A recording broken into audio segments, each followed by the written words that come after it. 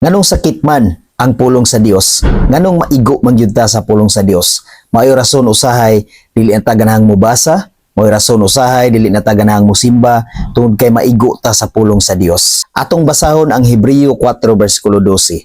Kay ang pulong sa Dios buhi ug abtik ug mas hait pa kaysa bisan unsang espada nga duhay sulab. Mudulot kini hangtod sa kinahiladman sa kalag ug sa espiritu, hangtod sa dapit diin nag-abot ang lutahan ug kauyukan. Nag-usisa kini sa mga tinguha ug hunahuna sa kasing-kasing sa tao. Mao na igsuon ang rason nganong sakit ang pulong sa Dios, tungod kay nag-usisa kini sa kasing-kasing ug hunahuna sa tao ug modulot gayud kini hangtod sa kinahiladman sa espiritu ug sa kalag sa tao, tungod kay ang pulong sa Dios mas hait pa ni siya kaysa espada nga duhay sulab. Mas hait pa ni siya sa mga hinigiban dinhi sa kalibutan igsuon. Tungod kay kanang mga hinigiban makasamad lang na sa lawas, apan ang pulong sa Dios, ang samaron sa pulong sa Dios, ang imong espiritu ug ang kalag. Ang imong kasing-kasing ug ang imong hunahuna mao gayud kana ang samaran sa pulong sa Dios. Tandugo na niya.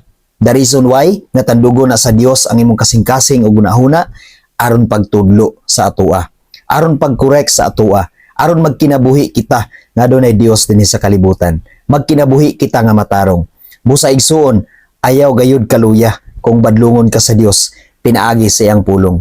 Kung gisamaran ang imong kasing-kasing karon, pinaagi sa pulong sa Dios. Ang imong espiritu, ang imong kalag, kung gisamaran na pinaagi sa pulong sa Dios, ayaw gayud kabalakan niya na igsuon, kay tambala na sa Ginoo. Gikorek sa Ginoo ang imong kinabuhi aron mahimo ka nga matarong dinhi sa kalibutan. Ang pulong sa Dios mao gayud kana ang magtudlo sa matag usa kanato.